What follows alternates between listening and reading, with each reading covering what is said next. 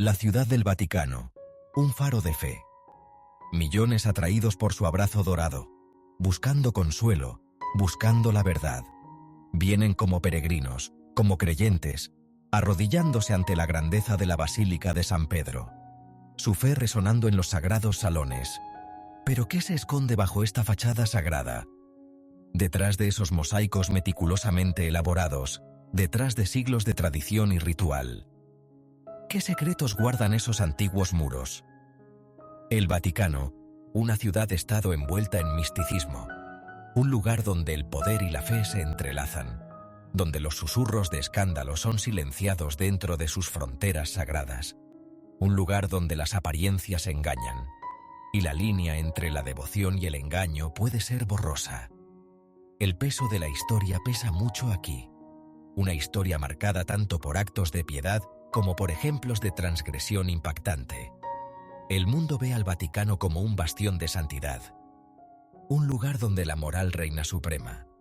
Pero los susurros viajan en el viento, susurros de corrupción, de agendas ocultas, de luchas de poder libradas en las sombras de la Santa Sede.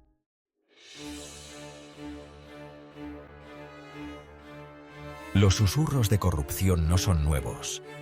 Han resonado a través de los siglos, cuentos tan antiguos como la propia Iglesia. Historias de estilos de vida opulentos, de irregularidades financieras, de papas que gobernaron con puño de hierro, más preocupados por el poder mundano que por la guía espiritual. Los papas Borgia, infames por su crueldad. Su sed de poder, solo igualada por su capacidad de crueldad. Alejandro VI, un nombre sinónimo de escándalo. Su reinado, un torbellino de maniobras políticas, nepotismo y libertinaje. Los susurros se hicieron más fuertes durante el Renacimiento, una época de gran florecimiento artístico e intelectual, pero también una época en la que la Iglesia se enfrentó a acusaciones de vender indulgencias, explotar a los fieles para financiar proyectos fastuosos. Los juicios de Galileo Galilei, un claro recordatorio de la lucha de la Iglesia con el progreso científico, silenciado por atreverse a cuestionar el orden establecido.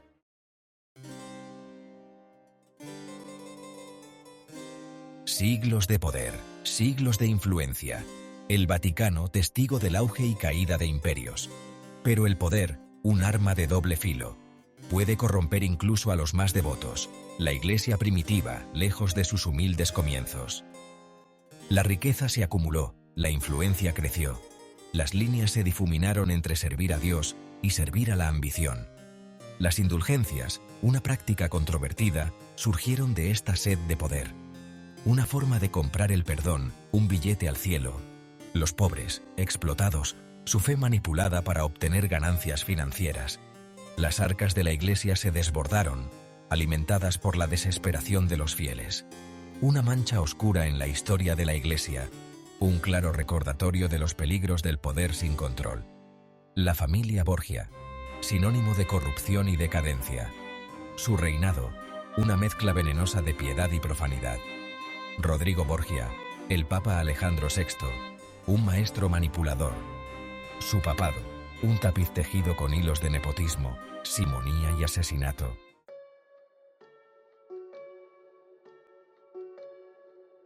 El Banco Vaticano, oficialmente conocido como el Instituto para las Obras de Religión. Un nombre inapropiado, dirían algunos. Escondido tras su fachada piadosa, un mundo de altas finanzas y transacciones oscuras. Una historia plagada de controversias, sus operaciones envueltas en secreto. El colapso en 1982 del Banco Ambrosiano, un importante banco italiano. El Banco Vaticano, profundamente implicado, acusado de canalizar dinero a entidades dudosas. Roberto Calvi, apodado el banquero de Dios, fue encontrado ahorcado bajo el puente Blackfriars en Londres. Su muerte, considerada un suicidio, sigue envuelta en el misterio. Susurros de la mafia, de cuentas secretas, de testigos silenciados. Paul Marcinkovski, expresidente del Banco Vaticano, acusado de lavado de dinero. El banco, acusado de ser un paraíso para evasores de impuestos y organizaciones criminales.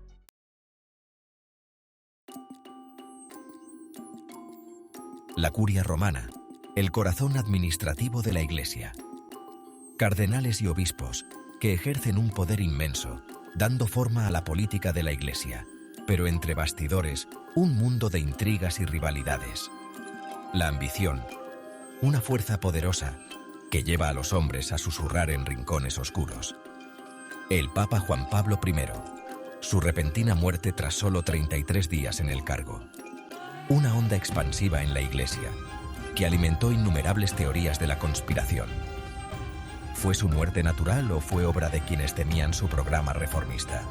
Susurros de veneno, de un complot dentro de los muros del Vaticano. El escándalo Batileaks, un ejemplo más reciente de las luchas internas de la curia. Documentos confidenciales filtrados que exponen la corrupción y la mala gestión financiera. Paolo Ingrao, ex empleado del Vaticano, arrestado por robar documentos confidenciales. El escándalo reveló profundas divisiones dentro de la Iglesia, una batalla entre quienes buscan la reforma y quienes se aferran al poder.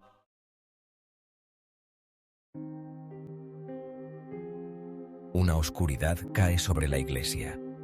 Una sombra de vergüenza, de traición. Los susurros se convierten en gritos de angustia, acusaciones que sacuden los cimientos de la fe. Niños, los más vulnerables, violados por quienes juraron protegerlos. Sacerdotes, a quienes se les confió su bienestar espiritual, transformados en depredadores.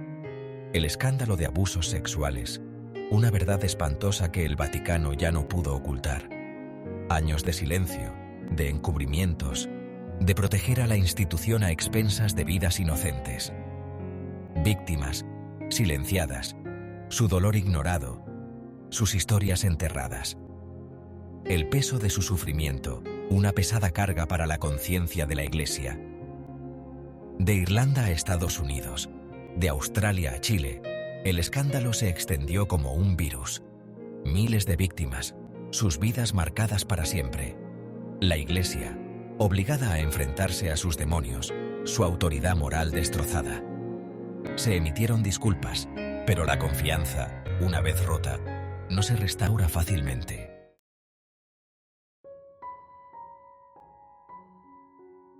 El escándalo de abusos no se limita a las acciones de unos pocos sacerdotes deshonestos. Un problema sistémico que llega a los niveles más altos de la jerarquía eclesiástica. Cardenales y obispos, implicados en encubrimientos, su silencio ensordecedor. Poder e influencia, utilizados para proteger a los abusadores, para silenciar a las víctimas. El padre Marcial Maciel degollado, fundador de los Legionarios de Cristo, una figura carismática, venerada por muchos. Detrás de su fachada de piedad, una oscura verdad. Acusado de abusar sexualmente de seminaristas, de engendrar hijos, de llevar una doble vida. El Vaticano, consciente de las acusaciones durante años, pero lento en actuar. El cardenal Bernard Law, que fuera una figura poderosa en la archidiócesis de Boston. Su manejo de los casos de abuso, un caso de estudio de negligencia y complicidad. Sacerdotes acusados de abuso, trasladados de parroquia en parroquia, sus crímenes ocultos, sus víctimas ignoradas. La indignación pública obligó a Law a dimitir, una victoria simbólica pero hueca para quienes se les negó la justicia.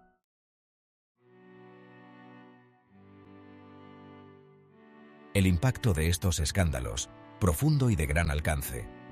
La Iglesia, que una vez fue un faro de esperanza para millones de personas, ahora es vista por muchos como un símbolo de hipocresía y traición. La confianza, erosionada, deja un vacío lleno de ira, desilusión y duda. El número de católicos que abandonan la Iglesia aumenta constantemente a raíz de los escándalos. Una crisis de fe, mientras los individuos lidian con la desconexión entre las enseñanzas de la Iglesia y sus acciones.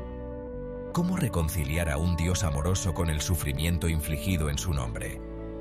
La respuesta de la Iglesia, a menudo vista como inadecuada, defensiva. Las disculpas, aunque necesarias, suenan huecas sin una acción concreta. Llamamientos a una mayor transparencia, a la rendición de cuentas, a una reforma radical de las estructuras y la cultura de la Iglesia. El futuro de la Iglesia, incierto.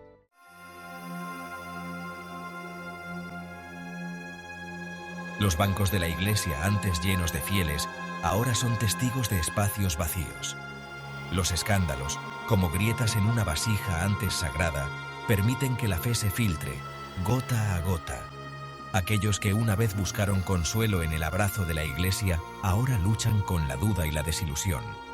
¿Se pueden reconciliar las enseñanzas de Cristo con la oscuridad que ha salido a la luz?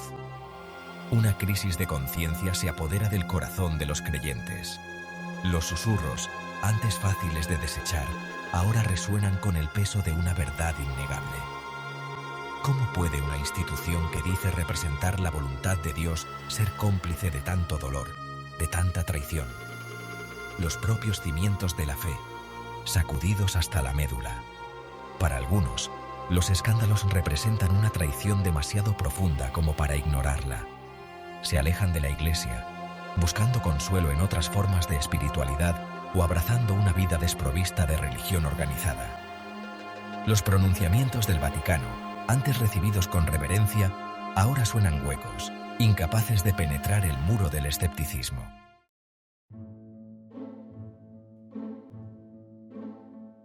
El mundo observa, horrorizado, cómo se desarrollan los escándalos. El Vaticano, antaño venerado como un faro de moralidad, ve ahora empañada su autoridad, su imagen irrevocablemente manchada. El muro de secretismo, cuidadosamente erigido durante siglos, se derrumba bajo el peso del escrutinio y la condena. Los medios de comunicación, antes respetuosos, ahora arrojan una luz cruda sobre las fallas de la Iglesia. Los titulares gritan encubrimientos y abusos, irregularidades financieras y una cultura de silencio. Los pronunciamientos del Vaticano, antes tratados con deferencia, ahora se reciben con escepticismo y burla. Personalidades públicas, antes reacias a criticar a la Iglesia, ahora expresan su indignación. Los políticos exigen responsabilidades, los abogados buscan justicia para las víctimas y los activistas exigen un cambio sistémico. La Iglesia, antes considerada intocable, se encuentra ahora en el banquillo de los acusados ante la opinión pública.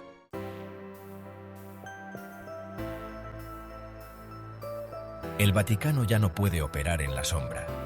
El mundo está observando, exigiendo transparencia y rendición de cuentas. Los escándalos han desencadenado una conversación global, un ajuste de cuentas que trasciende fronteras y culturas. La respuesta de la Iglesia, que antes se caracterizaba por la negación y la ofuscación, debe ser ahora de auténtico remordimiento y acción concreta. El llamamiento a la reforma resuena dentro y fuera de la Iglesia. Los católicos laicos, con su fe sacudida pero no extinguida, exigen una mayor voz en el gobierno de su Iglesia. Teólogos y estudiosos se enfrentan a las implicaciones de los escándalos, instando a una reevaluación de la doctrina y la tradición. Organizaciones internacionales, antes reacias a intervenir en los asuntos de la Iglesia, ahora alzan la voz. Las Naciones Unidas, los grupos de derechos humanos y los organismos de protección de la infancia exigen investigaciones, enjuiciamientos y reformas sistémicas para proteger a los vulnerables.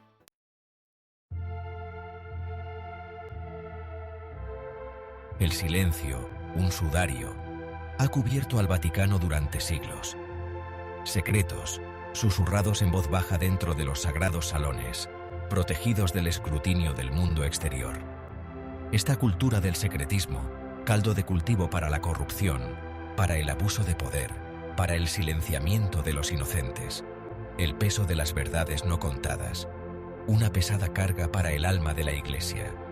Ha permitido que la oscuridad se pudra, que crezca sin control, hasta que ya no ha podido ser contenida. Los escándalos que han sacudido al Vaticano, un crudo recordatorio del precio del silencio. Un precio que no solo ha pagado la institución, sino también innumerables víctimas a las que se les ha negado la justicia, la curación y la voz. El instinto de proteger a la Iglesia, de salvaguardar su imagen, es comprensible. El camino hacia la redención es largo, arduo, pavimentado con el difícil trabajo de la autorreflexión y la reforma.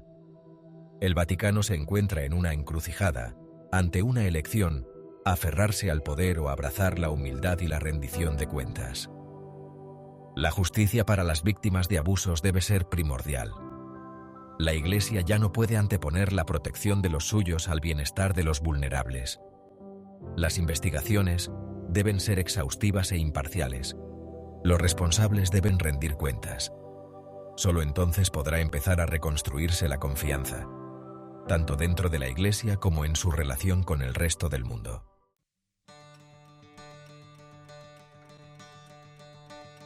El futuro del Vaticano pende de un hilo. Los escándalos han sacudido sus cimientos, han puesto de manifiesto sus vulnerabilidades. Sin embargo, incluso en medio de la oscuridad, surgen destellos de esperanza. El Papa Francisco, con su mensaje de humildad y compasión, representa una ruptura con el pasado. Su voluntad de reconocer los errores de la Iglesia ofrece un rayo de esperanza. El Vaticano, abrazando la transparencia y la rendición de cuentas, puede salir de esta crisis más fuerte.